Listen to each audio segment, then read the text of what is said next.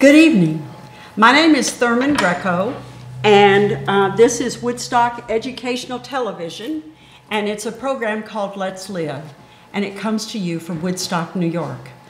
And I have been doing and am doing a series of articles, programs in which I interview people, local people, Woodstock people, who are writers and whose work is interesting and it does have some area appeal.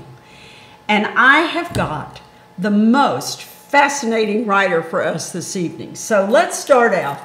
What is your name? My name is Eric Siegel. Eric Siegel.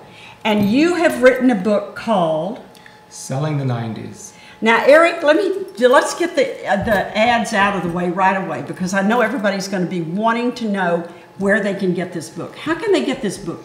This book is available in Golden Notebook in Woodstock. And I think you just have to ask for it because it's kind of hard to find in there, but it's definitely available at Golden Notebook in Woodstock. It's available at Barner Books exclusively in New Paltz. And you can get it, of course, on Amazon. And the Kindle version is also available on Amazon. The easiest way to find it is to type in Eric S. Siegel, S-I-E-G-E-L, on Amazon, and it'll come right up. You know, I have a couple of things to say to you. First of all, this is an independently published book. Is that correct? That is correct. And it's in Woodstock, and you've got it in the Golden Notebook. Do you know how difficult it is to get a book in Golden Notebook? I know. I'm pretty happy that they're carrying it. This is a major thing. You should have T-shirts that say, "My book is sold at Golden Notebook," because so many people who have written books in Woodstock, who live in Woodstock, have written books about Woodstock, whatever. They're not there because I'm not being critical of the store. It's just not the size of the Barnes & Noble. It's not thousands of square feet. And she has made space in her store for your book. So what is it about your book that has captured her interest? Why are you there? It's a little bit of a different book.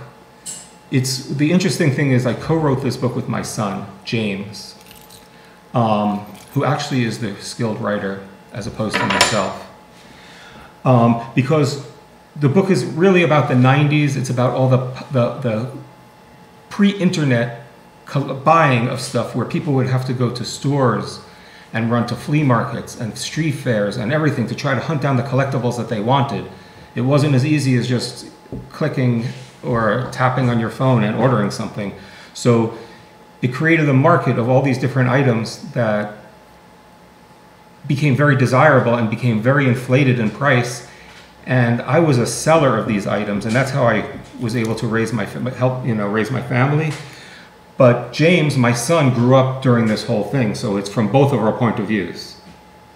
Now, the book is about the 90s, all the trendy collectibles that started out basically like comic books, baseball card boom happened, and then things like Beanie Babies and Pokemon, and there were so many other things, Tickle Me Elmo in between. But the book actually starts where I begin in the late 80s, where I began selling T-shirts for Not Fade Away, who has a store in town here, who had a tie-dye factory in New Paltz when I was living in New Paltz, where I am from. And I was working in the factory, Not Fade Away, making tie-dye T-shirts while going to school. And the late 80s was like the resurgence of the Grateful Dead. Like, they started touring. They came out with their first hit like ever in their existence. MTV kind of boosted that along. So it started out on Grateful Dead tour. And I was selling, like, the summer came and I was sent out on tour to sell T-shirts. And I have to admit, I was not really a Deadhead. Although I love Grateful Dead music, and being on tour was like the most fun you could ever have. Most fun I've ever had while making money. And I sold T-shirts and I got paid 10% of what I sold. So I really didn't care about going into the show. Most of the time I can hear it, outside at the stadiums. It was an arena, depends where we were. But the parking lot scene was a lot of fun. And I noticed that people who didn't get into the show couldn't get a ticket. As a consolation prize, they bought like a tie-dye from New Paltz or Woodstock. And, that was cool. They were happy with that. So sales seemed to be the best during the show, and I was happy to stay out. Although I did been to over 100 Grateful Dead shows, I did see them 8 times.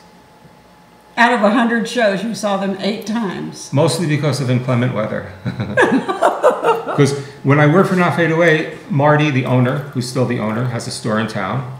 All of us, like however many people he had, we were on the list to get tickets. We had to pay for the tickets. But the seats were always good, and it was like, it would cut, like I figured I'm out here to make money. It was a great time too in the parking lot, no doubt. So I didn't care that much about seeing the show. And, because it was like $70 for a ticket. And if I made then it would also cut in half my sales, because I'd be missing all that time during the show. So I didn't mind staying open. There was a couple days that it was just too cold. There was one time, this book is an all audience book. There's not much drug use talk in this, even in the Grateful Dead chapter, because it's an all audience book. It's for kids. It's for everybody who's nostalgic about the 90s.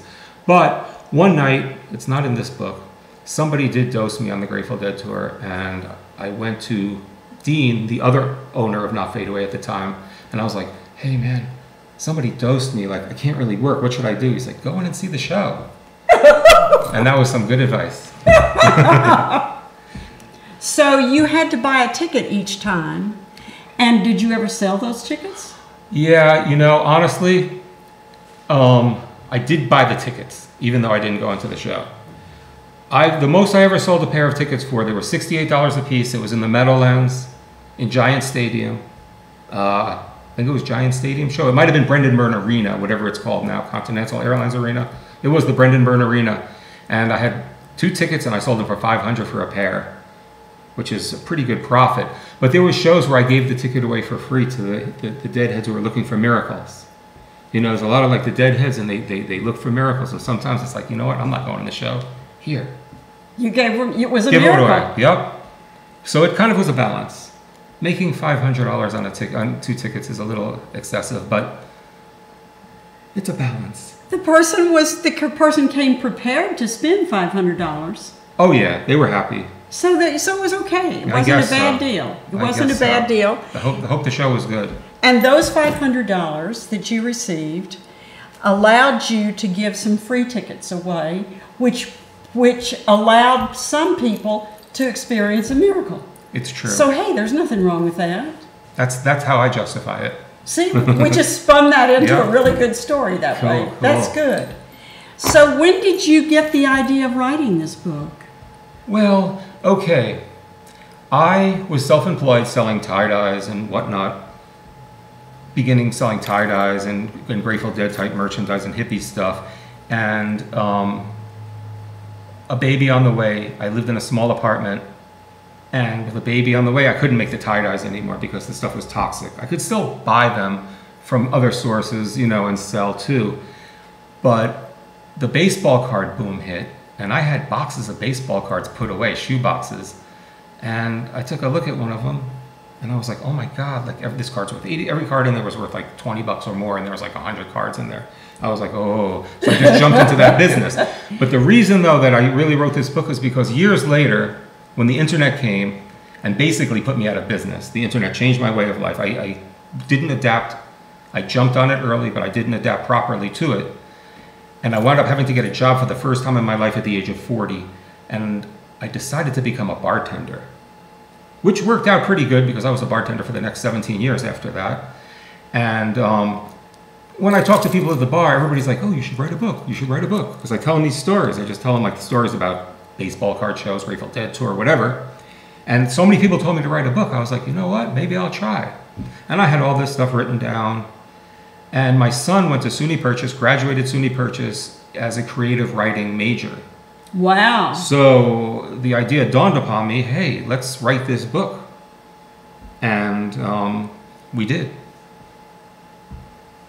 You've done some things in your life that are highly unusual and that people would kind of want to do what you did, only you really did it. You acted out for people who could not.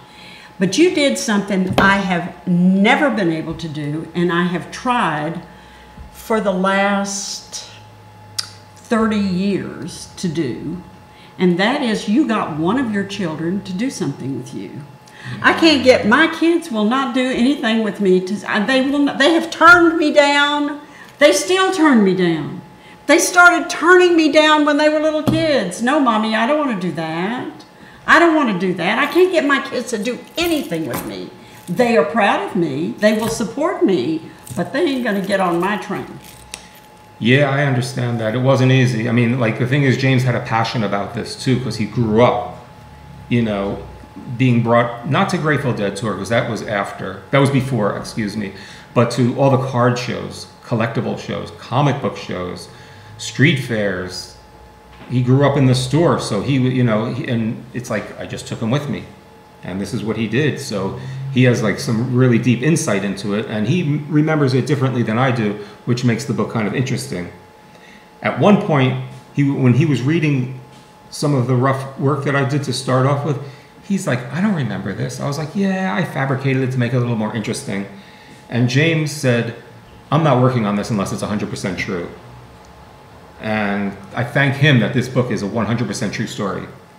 It is no fabrication, because my son has a much more ethical than I am. And he wanted to write it. He wanted his name on it. He wants it to be true. So it was great having him. I would have never been able to probably put this out on my own without him. So I'm very thankful that he did work on it.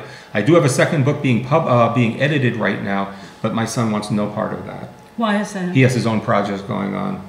He's writing? Yeah, he's coming out with his own book of poetry, but he's more of a musician, and he has like a lot of material on Bandcamp and even some stuff on Spotify. So he's been a musician. He was started out as a rapper when he was like 9 or 10 years old, just rapping, and he's evolved. He can play every instrument. He's much more into the music, you know, lyrical writing, so poetry. He's much more into the music. He's much more into the mathematics. But he went to SUNY and he studied writing, creative writing. Did he get an advanced degree?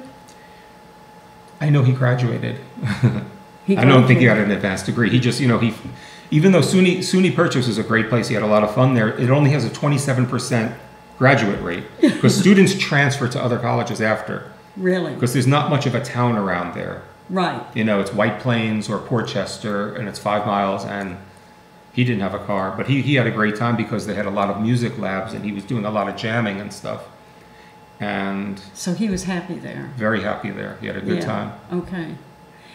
Because I didn't start writing until I was like 75 years old.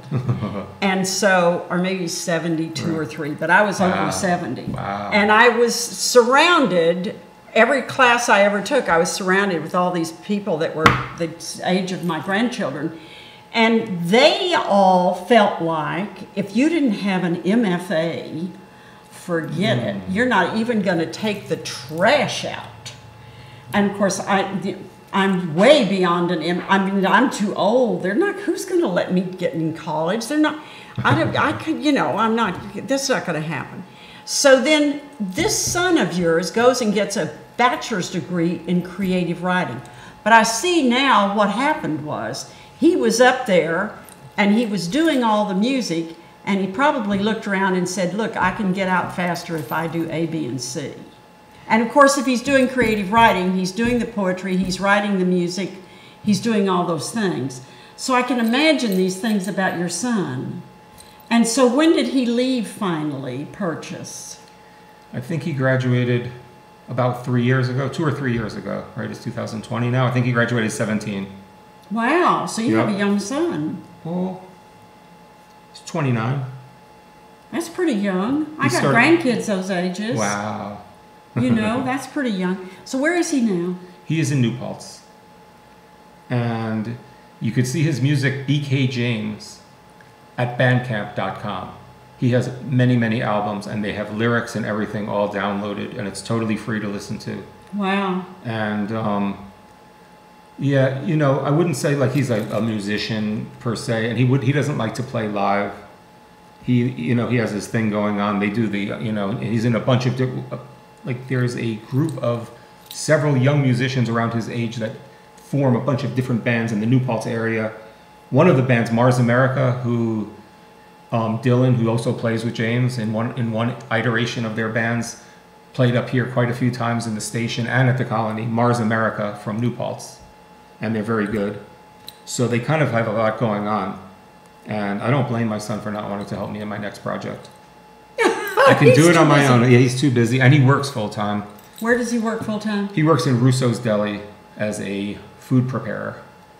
He's a food prep guy. Yeah, well, he doesn't like me to call him a chef, but that's kind of what he is.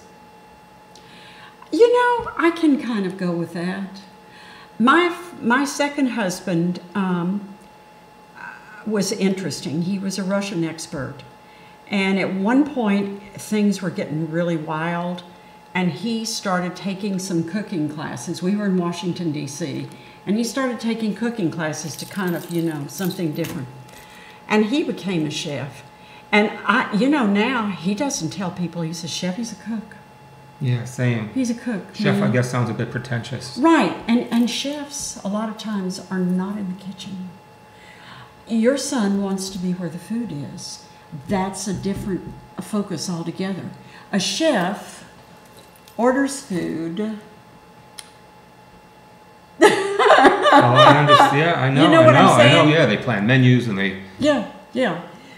But no, if you're a cook, if you're a food prep cook. guy, then you got your hands in there. So it's a different focus, and you can say that with pride. He's a food I always prep wondered. I was like, James, why do you like to cook? He always wanted to cook. He's like, well, because no one else cooks for him, and he was right. We used to just heat him up a can of ravioli. Here you go, James. Enjoy. So he didn't like the food that he was being given as he was growing up, which I don't blame him one bit. I mean, we did go out to eat and get like Chinese food and pizza and all that a lot, but it's you and James. Well, his mom lives in New Paltz right now. We've been divorced for a very long time, but she didn't cook. I didn't cook, so he learned to cook. That's also another interesting thing that I've observed about people, and I observed it about myself. If there is something that you're not necessarily going to do, man, those kids are going for it. Those kids are so going for it. And you opened up a can of SpaghettiOs. That kid is not going to do that. He's going to go. There you go. I respect that. And that's interesting, because you also have worked in food. Yeah, but I was a bartender. That's a very interesting job. And I think if I were young again, I would go right for that. Yeah, starting off at 40 wasn't the greatest time, but it still was a good time. Listen, it was can we discuss that for a minute? Mm-hmm. I don't think a young person at the age of 23, let's pick a number out of the air. Listen, they haven't been around the block enough to be a good bartender. It takes more than mixing drinks. Oh, yeah, for sure. There's no doubt. But it's a better look for the bar having a nice young, it's just a better look. It has like a better energy type thing. I understand it completely, Well, if that's the case, really if that's what is. You're interested in is a look, you can go find a woman. I'd probably get hit outside. Women dominate the bartending field that. for sure, Yeah. and they're the best bartenders. And there's young women, 23-year-old, like 26, who are just phenomenal. Like it's just they're naturals at it, So I respect that. I just was lucky that I was able to have a 17-year run. In this town, I worked in New World for a little while, and New World Home Cooking when they were here, and Joyous Lake for a couple of years. Even though I lived in New Paltz, I commuted here, and that was like the most fun bartending job I've had. Really? With Joyous Lake was a good time because What made that so great? Because there was bands 7 nights a week, and we were allowed to totally drink whatever we wanted. It was a party place. And I didn't mind it. It was like a lot of fun, even though I was like the older dude. And I worked with mostly pretty ladies and one really hip young dude named Dan, who was a heavy metal band person. But I didn't mind doing the lugging and the hooking up of the kegs and this and that. And it was just like, we worked together. I did what I needed to do. And really that bar became an after hours bar for other bartenders after 4 a.m. So there was a lot of money to be made, but it's just like, I used to get out of there at 7:30 in the morning driving home to New Paltz. Fortunately, I still had a work truck, a Ford F-150 for when I used to do flea markets in the past, and with a cap on it and a roof rack, so I looked like a worker going to work in the morning. Because I hate to admit it, that a lot of times I'd walk out of there and I'd still be drunk. And I drove home, which I after that job I vowed never to drink and drive again, and I have not. That, you know, because I got away with drinking and driving almost every single night coming home from there. Every single morning, I should say, and that's probably why I got away with it, but not a good thing to drink and drive. And since then, you know, I lived in the town of New Paltz, so if I did want to go out and drink to a bar, I can walk home. Same in Woodstock. I live in walking distance to the halfway between the colony and the station, so. You got it. Will not drink and drive. That's good. But I've learned a valuable lesson easily, because worse than getting a ticket, you could hurt somebody, or, you know, it's just not a good idea. It is not. Right. So that's good. You've gotten some wisdom, bartender's wisdom. Yeah. You have any other bartender wisdom? Start when you're young. And put away some money, because it's money and it just goes quick. But now it's a little different now. It's a little harder now. Everything's a little different right now because of our environment. So, you know, the restaurant industry is who knows the future. The restaurant industry, the entertainment industry, the DJ industry, the music, forget it. And the actors, the Broadway actors, listen, it's grim out there. I don't know. Do you know any of them that are succeeding? Do you know anybody in those fields that sees a way through? Well, for right now, of course, the Colony is doing very well. They built a very huge outdoor area, and they still have bands, although they're not allowed to promote it. You just have to get a little food if you're going to order, which is fine. They offer, you know, a nice variety of food, and I think they're selling more food than they ever did. I'm not sure, but that's a very nice setup. But you know, who knows what's going to happen when the cold weather comes? Right. Like right now, it's great. The restaurant in New Paltz, deli, it's like an upscale deli, Russo's in New Paltz, where my son works. They're doing better than ever, because in the time that they had to close down, they built up their outdoor area, and they really got their takeout together. They have it like down, so they're doing well. The management at Russo's saw the pandemic for what it was and went for it. Is that what you're saying? I think so. I think they saw, like, you know, what they needed to do in order to survive, and they kind of implemented it, and it's working. And I see a few other restaurants doing the same. It's hard. It's very hard for them, you know, right now. I don't. That's a very interesting thing that you have just said. Because when I talk to people and try to get their honest outlook on the pandemic, it is all over the board. And so how can a person like everybody's got a vision. Everybody is, when you talk to them, they're all grounded in this whatever it is that they think.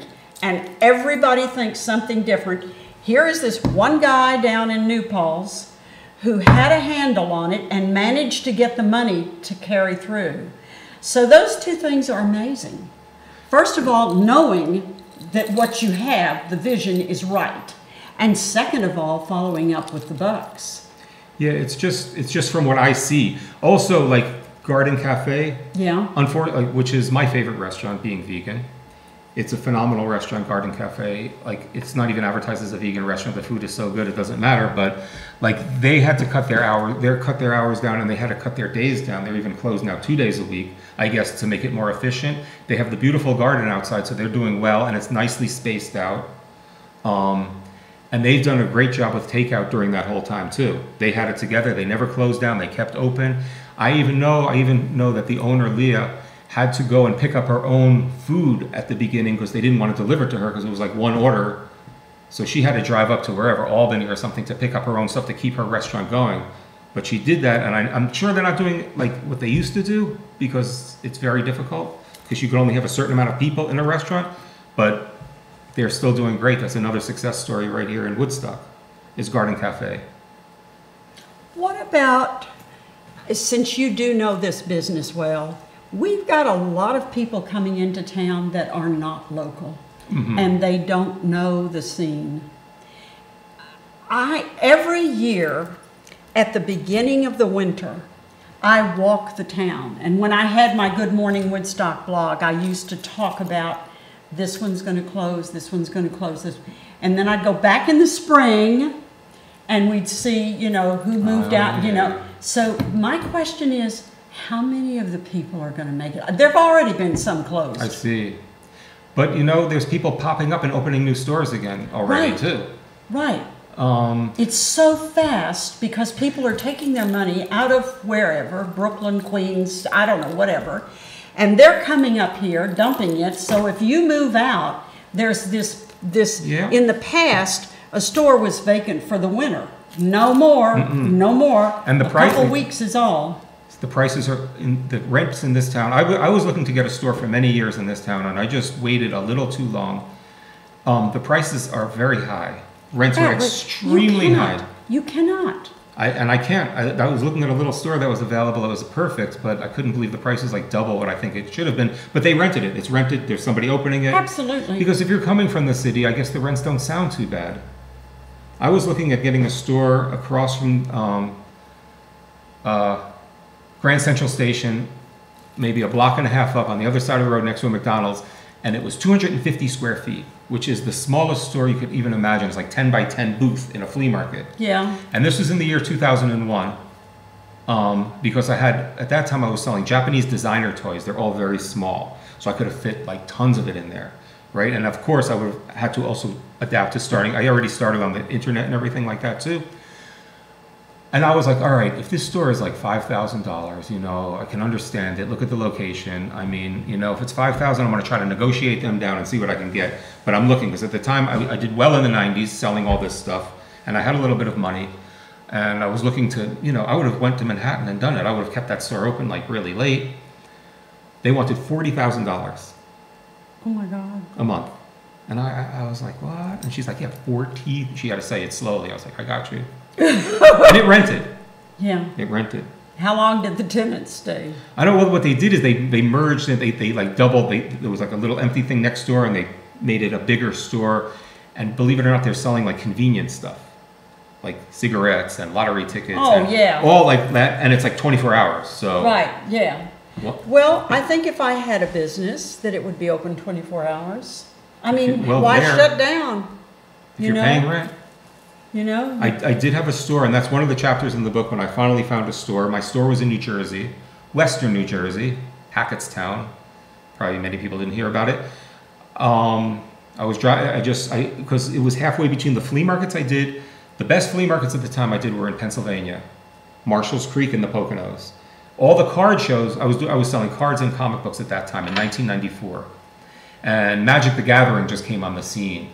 And Magic was big, and there was, in the town of Hackettstown, there was a comic book store and a baseball card store, because they were both, it was the 90s. There was 5,000 baseball card stores at one point in the 1990s that were just dedicated baseball card stores. Well, they sell basketball and all that kind of stuff, but sports card stores.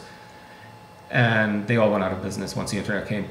Not all, but most. Some people learned how to adapt better than others and survived and went on. But there was no, Magic was the biggest thing. Magic the Gathering is a collectible card game that still goes on to this day. That's one of the chapters in this book is about Magic. It just came out in 1993 out of nowhere. It's almost like playing Dungeons and Dragons using cards. It's more tangible. And certain cards are very powerful and rare to find in the packs, so they're worth more money. The Black Lotus on eBay, a graded one in near mint condition, went for $100,000. I remember getting a Black Lotus when Magic first came out, and I bought it off of somebody for $25, and I sold it for $40. I was like, wow, Magic is good. So I said, you know what? Nobody's selling Magic. Let me open a store. I found it like in Hackettstown, halfway between the flea markets and the shows. It was convenient. I figured I was paying $400 a month rent for this store. It was a small store. It was in the very center of town. It was in such a busy part of town that there was nowhere to like see it or get to it. I put a big sign out in front. I put cones around to show people how to park in the back, and there was tons of parking. And I managed to succeed. Of course, the rent went up, and I expanded the store a little bit, and I had the store for 8 years. Good. Something like that. That's a long time. 7 or 8 years. 2001. is when I closed. Opened in 94, closed in 2001. Voluntarily closed. Because the internet just started taking over. My sales went from great to like, eh. I could have hung on, but I wanted to come back up to New Paltz.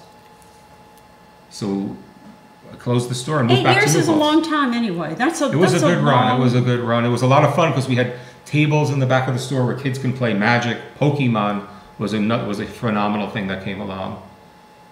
Pokemon was like Magic for younger kids, the collectible card game, but Pokemon is still going on big. That's the thing that this book does show you, is that all these items are still happening. It's just people buy them and use them in different ways. Like, you don't have to search and go to, like, run to all these shows. There used to be, in northern New Jersey, central New Jersey, every night of the week there was multiple collectible shows.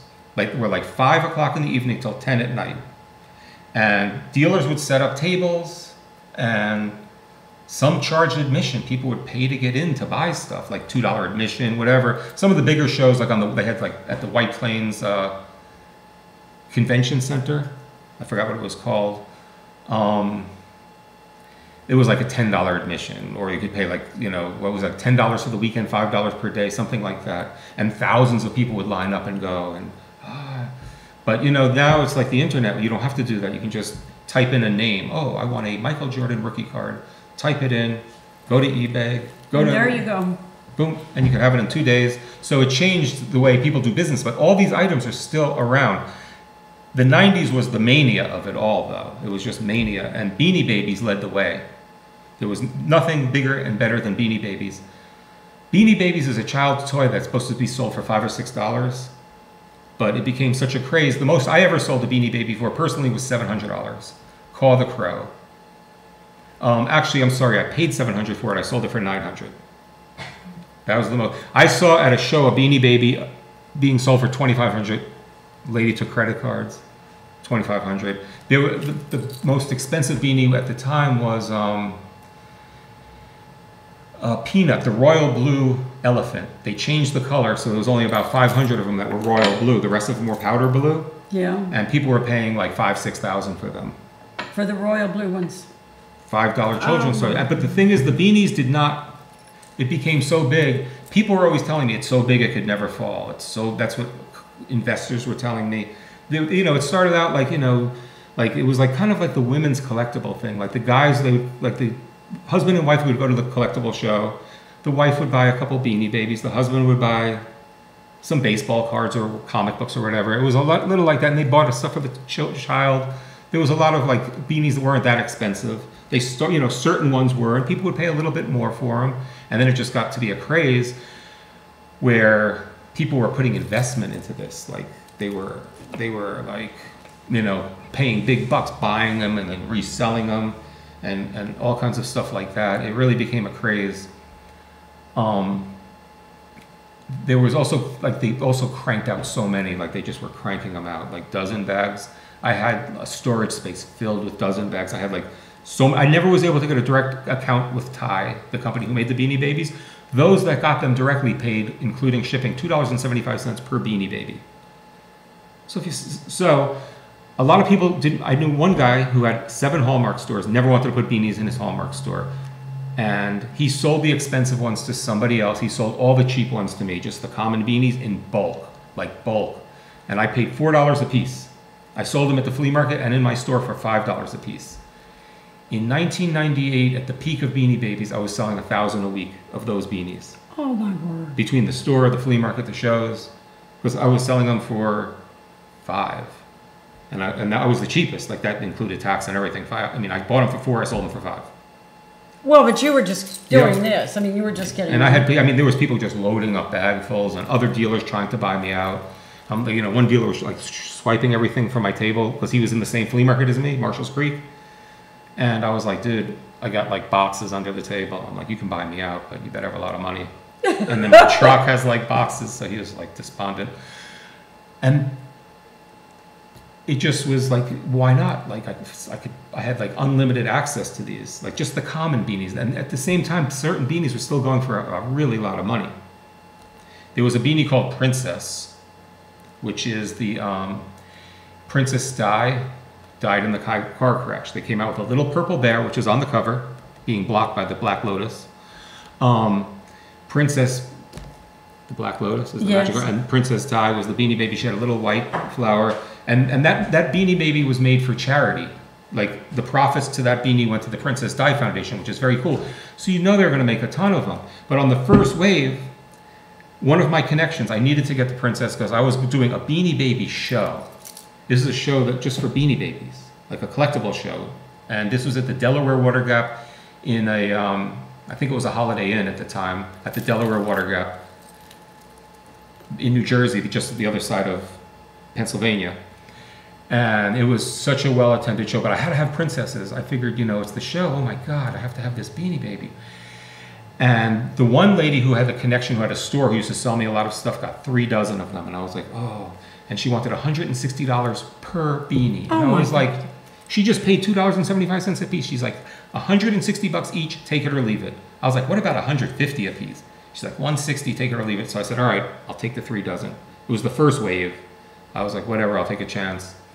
I brought them to this Beanie Baby show, and everybody wanted $250 for it. Like, they collaborated. We're all gonna, like, the people who had princess, not everybody had it. It was maybe 4 or 5 dealers who had princesses. I think I had the most at having 3 dozen.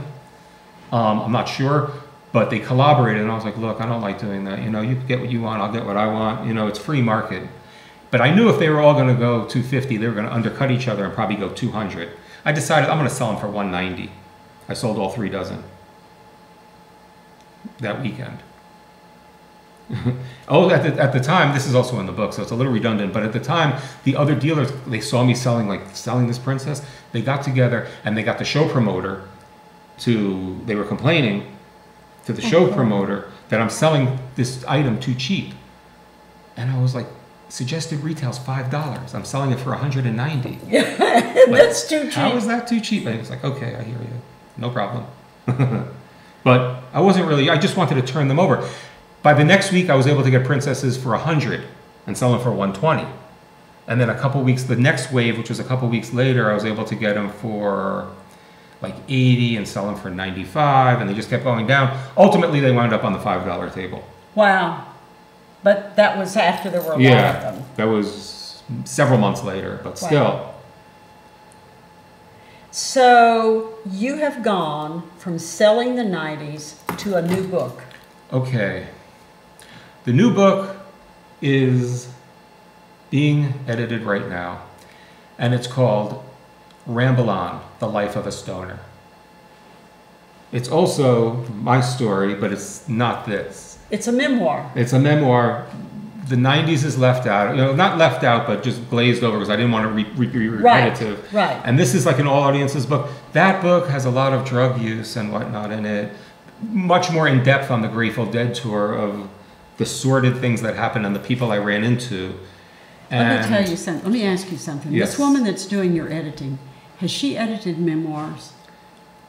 I am not 100% sure. Because memoirs, that's its own special thing. So you're going to, listen, you're going to do wonderful. I know you're going to do wonderful. You've led a charmed life. You know how to do whatever you do. Well, and the reason that book came out is because a lot of my friends who read this book, they want to hear the other stuff because they're not into the Beanie Babies and the Pokemon and the Tickle Me Elmo and Furbies and, you know, like all that kind of stuff. They're not into that. They wanted to know the other stuff. So I was like, okay. So it's a 5-chapter book in chronological order. Ramble On, The Life of a Stoner. The first chapter is called Growing Up Stoned, because I did start smoking pot when I was pretty young, I have to admit. My friend, who was same age as me, same age, one of my best friends who I grew up with, his older siblings took him to the Woodstock 69 concert.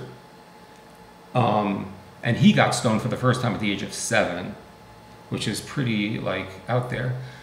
But at least I lasted a few more years, but he did corrupt us all. And so the first chapter, Growing Up Stoned. The second chapter is called Missing Ships Movement, because I did spend 4 years in the Navy. And I just tried to get like the most interesting storyline that happened in order, in chronological order, but just a concise story.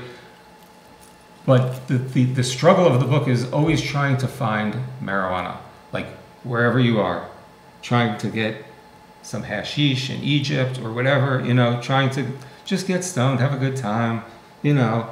The Navy, I was in the Navy, but I didn't really look at it like as far as the military was concerned. I was looking at it because my recruiter's like, do you like to drink beer and chase women? The Navy's for you. And I was like, sounds good to me. And I graduated high school on a Friday. Tuesday morning, I was in Navy boot camp. Where was that? Orlando, Florida. So the fiction is, and I'm going to ask you if it's not fiction, really. The fiction is that when you join the Navy and you start off on Florida, you stay on the East Coast. Is that true? Did that happen? I did. Okay.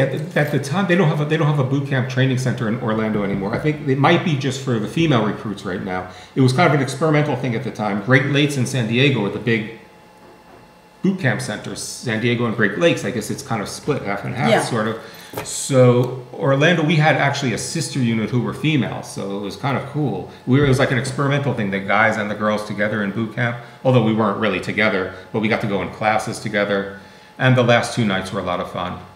And how long was that, 6 months? No, boot camp was 8 weeks. 8 weeks? Yep. And then I went to school to be a radar operator in Dam Neck, Virginia Beach. And then I got put on a ship in Jacksonville, Florida, an aircraft carrier called the USS Forrestal. And I was made into a deckhand, a boatswain's mate, because they didn't need radar operators.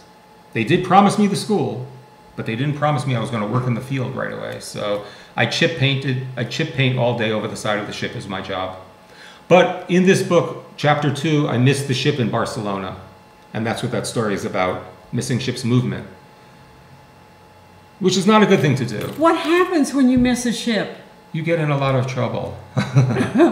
But it was, well, I don't, you know, in the story, it's the main story of the book, so I'm going to glaze over it a little bit. We wound up meeting somebody who brought us to the American consulate. The American consulate gave us cash to get plane tickets, cash and plane tickets, actually. And the ship was going from Barcelona all the way around to Rota, Spain, and then home. So we flew from, I missed a ship with a fellow shipmate too. And we flew from Barcelona, Madrid, Jerez. We met the ship in Barcelona. And of course that money came out of our pay. And I did have to do 3 months of hard labor, they call it, in Jacksonville maximum security naval prison. But my job was a lot harder than the hard labor in the prison. My regular job on the ship, like, it was easy. What was your job in the prison? In the prison? Sweeping, mopping, buffing, that type of thing, picking up garbage. And you did that for how long? 3 months. And the thing about that is that doesn't count as part of your enlistment. You have to make that up at the end of your enlistment. So you had to stay in, Longer. in 3 months longer. Yeah, I actually signed up for 3 years. So you ended up staying 3 years and 3 months. 3 years and 11 months. 3 years and 11 months. Yeah, because, yeah. And having to do this for 3 months, did that affect your rank when you left? Oh yeah, I got out at the lowest rank possible in E1. Because I did get busted down a few times. But the Navy recruiter said, if you like drinking beer and chasing women, the Navy's for you. I was just following his advice. I was also very young and had a really good time, and I did wind up getting in a little bit of trouble. But I did my time. Do you recommend the Navy for anybody? Depends. I mean, the military could be a good thing. It does, you know, it does teach you a little bit of, you do get a good education, and it's an experience. And if you want an adventure, you know, it's not a pleasure cruise, the Navy. You go on these ships. I don't know how it is today. I was there from 80 to 84. So that's a while ago. I don't know how it is today, but the probably, you know, it's probably a little bit better. You know, it always evolves. You know, things get a little softer and better as time goes on. But it can be a good thing. I mean, if somebody has nothing, I would say, this is what I say to people who are young, who want to join, like at 18 or something. Don't join when you're 18 or 19. Live your life a little bit. Work. You know, you know, when you could always join. You know, don't rush. Work. See how you're doing in life. If you're bored, a couple of years go by, you're 20 years old, 21, you want to go in then. Because once you go in, you know, you're committed. And if you get like now, like when I was in, they wouldn't kick you out for almost anything because a lot of people were in the military back then. They had the choice of jail or the military. So since they did that, they weren't letting people out. Like they would make you stay no matter what. I remember seeing somebody when I was in that Jacksonville holding center, getting ready to be processed into the Jacksonville prison thing. A guy with really, really long hair. He was AWOL for years, and he had caught up with him, and they freaking going to put him in, and he had to finish his time. No kidding. So that's how it was. Now they'll kick you out. Like you do drugs, they'll kick you out. It's just because also the pay is like really good now. My pay, you get paid twice a month in the military, the 15th and the 30th, and my bring home pay when I started, or my E1 pay, the lowest pay grade, was $165 every pay period. So it wasn't very high. But you know, your living expenses were covered. It was kind of just party money for me. You know, I think now, with unemployment being what it is, that people are going to be going into the military because it's the only option that they have. That's a very good point. It's like, you know, if you are unhoused, people used to say homeless, we don't say homeless anymore. If you are unhoused and you're trying to figure out where your next meal is coming from, the recruiter's office doesn't look so bad.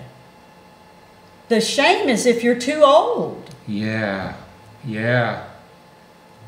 know, It's so true. how much of that book did the Navy get? One chapter? One chapter, 5 chapters. Each chapter is about the same size. That might be the biggest chapter. But to me, it's one of the more exciting chapters of the book because it gives people a real insight of how it is to live on a ship and inside of a military prison and what goes on and I took 2 med cruises, so I did go to many countries throughout the Mediterranean, Europe and the Middle East, and there's little snippets of stories and a lot of the interesting thing is the people I run into more than just me. It's not like it's my story, but it's the people that I ran into, like the interesting people along the way. Like I'm like really like the narrator, and you're being introduced to all these characters that are from all over the world, and that's what I think is pretty interesting about the book. And that's the 2nd chapter. The 3rd chapter is down and out in New Jersey, because I wound up, had I known I could have got unemployment when I got out of the Navy, I would have stayed in Jacksonville, Florida, because I like Jacksonville Beach a lot. But I didn't have any money saved up, and I couldn't really get a job. I didn't have an address. I was living in a hotel for a while. And when I ran out of money, I had to come back up north. And I wound up getting a job in a glass factory, a window factory in New Jersey as a group leader. But the people I was in charge with were all hard-time ex-cons from Rahway State Prison. And I was supposedly in charge of these people.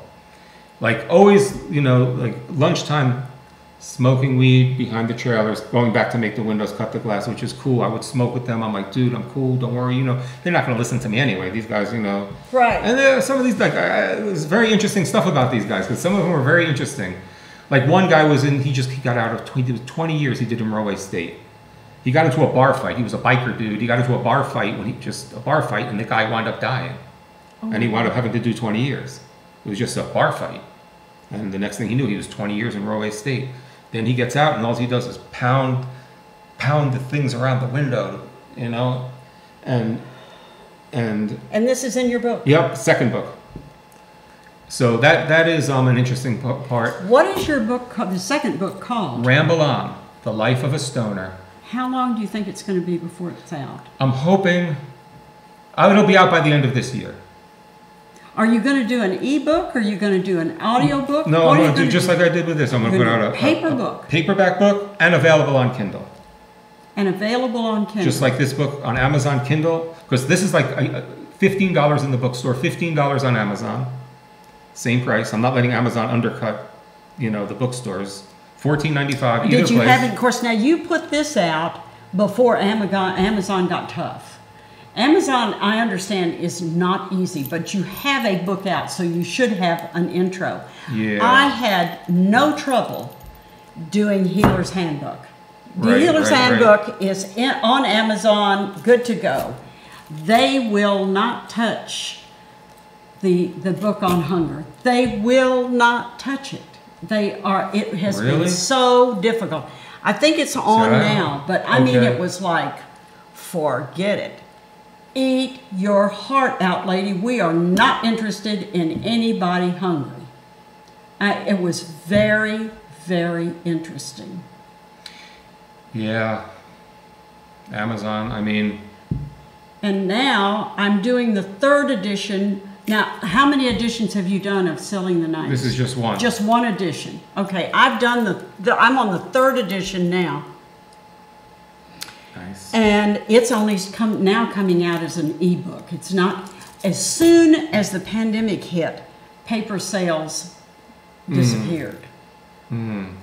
They're working at the flea market. Mowers Meadow, they're working there. Yeah. I don't know what's happening in the books, in the bookstores, but as far as the internet sales are concerned, they only want ebooks. I'm doing good business on ebooks. Oh, yeah. But then what about the paper books? I mean, to me, a book is it's got to be paper. I spend too much time on my phone to have to want to read on a Kindle or even on the phone. I rather read the book. But I guess the one good thing about that is less trees get cut down.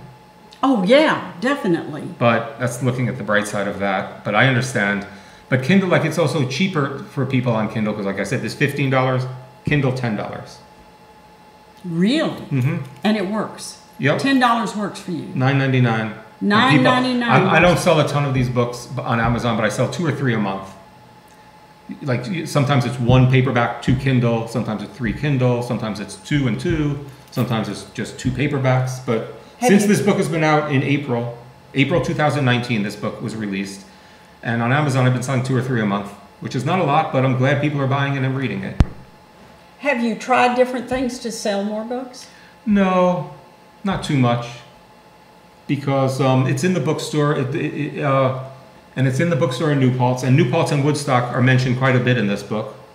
So, it's a lot of local stuff. And I'm not really looking to make much money off of it. Just trying to get it out there. And we also have me and my son have a thing where we publish books under this label, HVOP, Hudson Valley Organic Press. So this is the first book under it. The second book is also going to be printed by us, Hudson Valley Organic Press. My son's book of poetry will be HVOP. So you can go to the website, you can just go to HVOP on the I don't think we have a website about it yet. But if you want any information, you could just go to Selling the 90s at gmail.com, sellingthe90s@gmail.com. And if you want to get in contact, because we will help people format and print books too. Are you on Facebook? I am not on Facebook. Are you on any of the, you're not on Instant whatever? None of it. I know, it's terrible, but I'm not. Why are you saying it's terrible? I don't know, well, because I just didn't I didn't like the concept of Facebook and all that social media, even though it would be very helpful to move this book, and I know that, but I don't have the time. I have the same problem. I know in my gut that if I were to get involved in the internet, in all the social media, that I would sell more books. And I don't have but 24 hours in the day, and I am old. I don't have, it's like, oh. Yeah, I was gonna get a kid, to take care of it for me, but then you have to pay that for that, and maybe I should have. I don't know. I still could. The problem with getting the kids is their vocabulary is different. They don't spell right. And so they're doing things, and then I would read it, and I would say, that's got my name on it. Mm. That's not even grammatically correct. I'm trying to sell books. Yes. Oh, yeah. I don't know. I would try to find, that's the thing, I would try to find a prodigy, a very intelligent. The prodigy's out hacking. Yeah, it's true. And I probably can't afford them. That's the thing, because I'm not going to sell enough to really make it worth it. So. And plus, what you do on the internet, what I do and would like to have done on the internet, is boring. And kids don't want to be bored. They want to be charged, or, they want to be entertained in some way. And here there's this old lady wants me to do this. This is boring. I don't want to do this. This is worse than homework. So they're just not interested. Yeah, I wasn't finding because I was putting it out there to some of the young people I know around in town in Woodstock. No. And I wasn't really finding a lot of interest in it, so I didn't push it too much. I was, putting it out there. Oh yeah, I could probably help you, and then they disappear. yeah, which is fair enough. It's fine.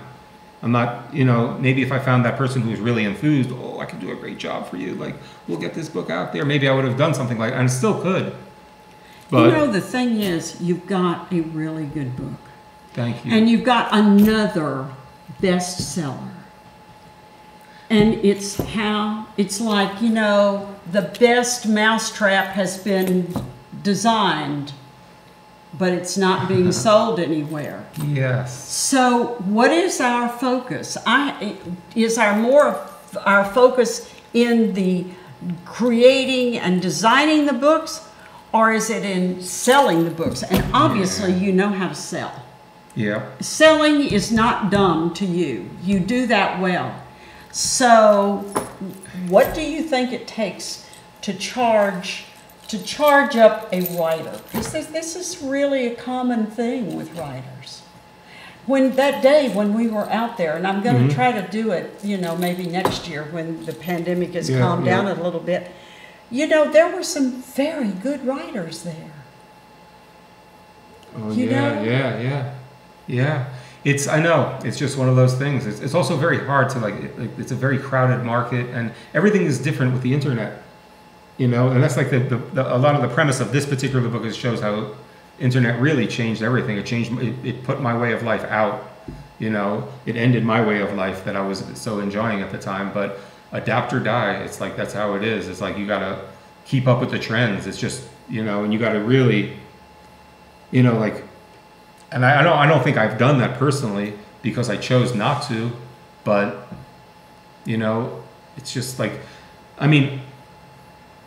my eBay rating is over almost 17,000. I've sold tons of stuff on eBay over the years. Not much profit in it. I even sold a few books on eBay. Same price as everywhere else, I'm not selling it cheaper, but I sold a ton of stuff on eBay, but I made a very little bit of money. He who sells the cheapest, if everybody has the same thing, is going to sell.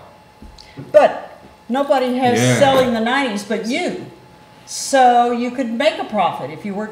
I did sell some books on eBay. I sold a few, very few. And the few I did sell, I made, same as the bookstores and everything else, same price. I did that as well, and I didn't like it as well. It's an interesting thing. And I think you were the one. Somebody told me that there are 50 different companies that market your books for you. There are Amazon and 49 others. And I have been trying to find some of those books, some of those companies, and there are many. And each one operates in a different universe, so that it's very challenging. And it's like, do I really want to learn all that stuff? Yeah. I'll just write another book. Yeah, as long as you have the books inside of you, it's better to keep going. Do you think so? Keep writing, yeah. Yeah, get it out there. It's a legacy. That's true. Right? It's like that's what I'm thinking too. It's like I was like, this next book was going to be my last one that I just finished. I'm like, okay, I'm done. I'm out of ideas. But I just came up with an idea for a third book. So that's what I'm going to go on to instead of maybe I don't know. Maybe I'll find somebody to promote it and do a good job with me for the next one. Maybe so. Well, listen, we've come to an end. So can you please tell us again the name of your book and where we can get it? Okay, thank you. If you're interested, Selling the 90s,